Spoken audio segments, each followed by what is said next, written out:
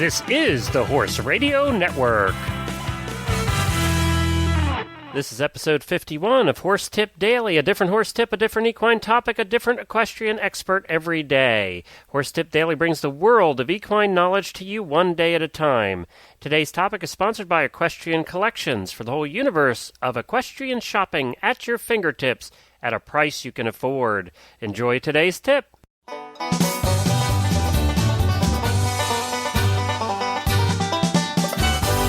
I'm Glenn the Geek from Lexington, Kentucky, and you're listening to Horse Tip Daily. I'll tell you what, it is a definite advantage to living here in Lexington. Last night we went out and did a remote recording for the 2010 radio show. My co-host Samantha Clark and I. We went to the CSIW Lexington Grand Prix, which concludes the 2009 Haggard Challenge Series. It was a $50,000 event for the jumpers out there, and they had many of the big names there, and we were able to interview a few for our show. But you know what? It's fun to live in Lexington. They have that new indoor arena, which is where this was held, and several thousand people showed up. No charge. You could just come in and watch. It has a whole lot of advantages, that's for sure. And you can check out that show we recorded from there last night at 2010radioshow.com. Well, today we have back with us one of the most enjoyable and passionate horse dentists that you're going to find anywhere in the horse world. He is the most popular equine dentist on Twitter and in real life, too. He has a website called theequinepractice.com, and he travels the country practicing his craft. He uses the tagline, Equine Dentistry Without Drama, and is an advocate of no power tools. When he's around the horse's mouth, it is a power tool-free zone. We will get Dr. Geoff Tucker on the line right after these few short words about those blankets that you were planning on replacing years ago and never got around to it. You know, the ones with the big holes and the ones that your horse is embarrassed to wear, doesn't even want to go out in the field with the other horses because they're so ratty looking. Well, this year is a good time to replace those blankets, and Equestrian Collections is the place to go. Check out equestriancollections.com for all of your blanketing needs this year. Blankets and sheets. They have over 20 different brands of blankets available. If it's out there, they've got it, and you can find it at a price you can afford right there at equestriancollections.com.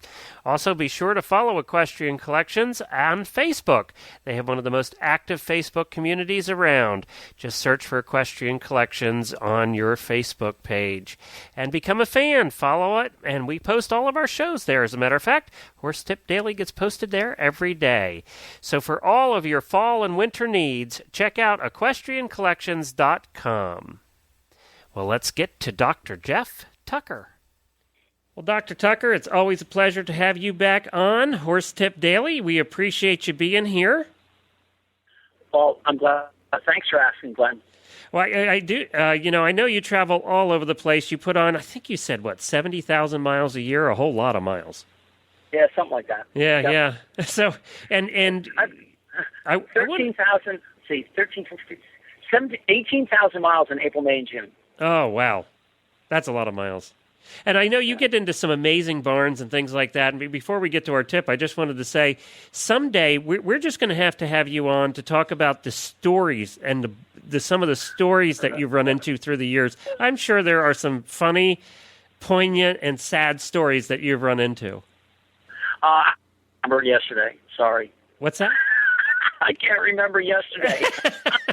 Well, how are you going to write your autobiography that way? Well, I'll tell you, for those who are listening to me who know me, I won't mention any names, so don't get nervous. All right. Do you remember what the tip is? Yes. Oh, good. I do. Okay. The tip today is, how do you know when your horse is floated if you had a good job done? That's a good question, actually. Yeah. Well, you don't. That's helpful. Well, when your horse's hooves get done, you can look down and see it. When the person clips your horse, you can step back, oh my God, or that's beautiful. Pulling a mane, all these things, the groom of the horse, but you don't know. I mean, even when you see the vet vaccinate your horse, you see the needle going in, the stuff come in, and you assume that the immune system's going to work. But here you go into this dark cavern, and things start flopping and scraping and noises and stuff like that. And then the person says, you're done. And even if the person puts a speculum on and shines a light and says, look here and look there, you're nodding your head up and down, yeah, but really inside you're shaking it side to side saying, I don't have a clue. Yeah, I don't know what I'm looking at. Right. They look like teeth. Exactly. It's kind of like, I would throw a X-ray up on a viewer and I say, well, look here, here, and here. And the people say, oh, yeah. But if it's the first time they've looked at an X-ray, they don't know if it's upside down or inside out. Well, and the first thing I notice when I do look in there is how dirty the teeth are, and I go, that's what we react to. Yeah, I've been asked to whiten horses' teeth before. And I say, there's a new business, Dr. Tucker. Can I go in that one with you? Well, actually, I do usually have on sale for my truck dental floss for horses. Really? Oh, yeah. It kind of looks like baling twine, but don't let that fool you. I could see these big white strips that you put on before your horse goes to bed at night. No. Well, listen, just to be serious for a second, horses' teeth do discolor, and I don't know why. I think it's genetic. Some horses' teeth almost turn black. It's not an indication that you have a problem. The horse continues to eat just fine. And I never look at discoloration of the horse's teeth as a problem until somebody tells me differently. I'm not. So don't worry about the color of the teeth. Okay. So we're back to how do I know that I had a good job done? Yes. This is going to be more a subjective answer than an objective answer. An objective answer meaning you'd stick your hand in, you feel each tooth, you'd say, oh, yeah, these are smooth, you did a good job. And most do that. And again, if you shine a light in there, you can say, but I'm telling you, if you put a light in there, you can still miss what I call nooks and corners, which is the little spaces in between each tooth that look like they're done. When you stick your finger in there, you find that there's a sharp edge in the bottom, and that can bother a horse. So here's the bottom line. You need to know your horse. You need to know if there's a problem beforehand, and after the floating, the problem's gone away. That's your best indication.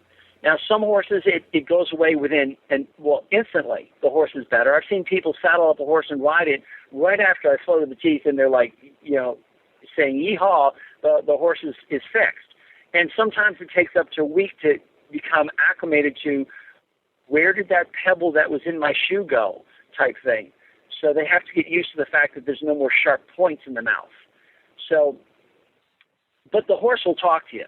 And I think that's the bottom line. If the horse, when I do a horse, I usually don't drug them. With bone of contention between me and the other dentists who are out there that drug every horse. Right. But one of the neat things about it, and on our previous talk on Stable Scoop, oh gosh, I forgot her name. Oh, I feel so bad. Helena? Yeah, Helena. She was so intuitive. She said, that's probably one of the best reasons why not to use drugs in every horse. It's because the horse gives you feedback as you're going along. Right. I mean, at first they're like saying, that hurts, and then all of a sudden they go, oh, and they start licking their lips, and their head comes down, it almost goes to the ground. Then my back's turned to them, and they'll move their head over, and they'll just touch lightly their nose to my foot, and they're just like saying, oh, thanks.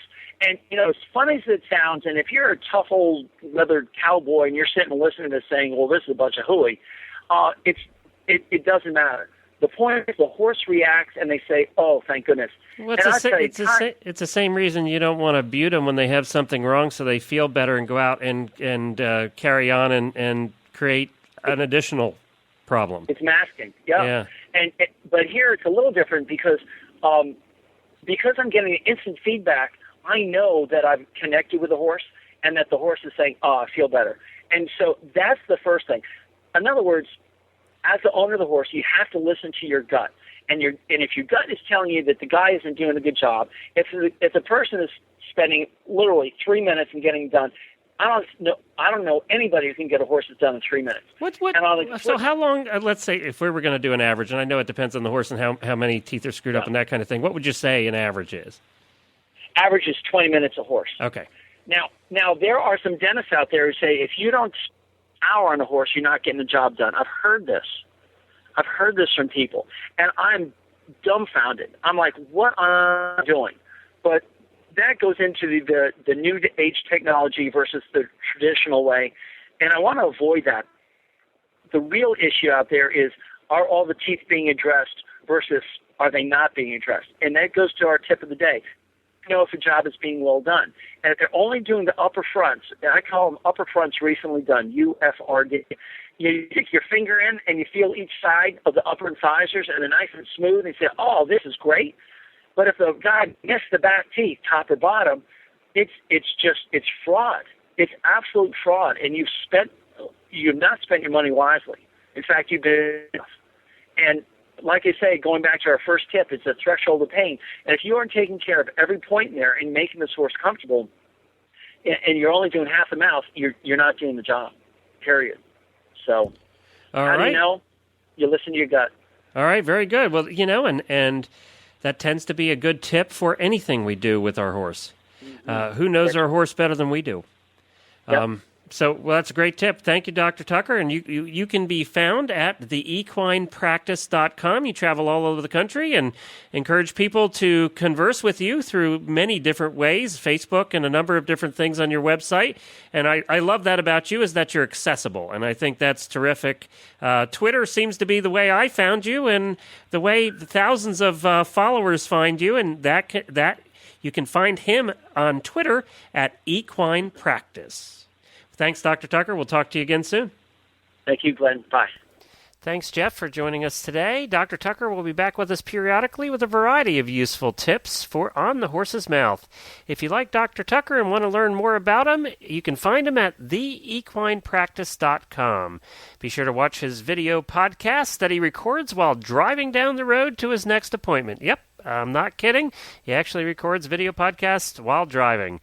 You can follow him on Twitter. He is found at Equine Practice. Well, it's time for today's email.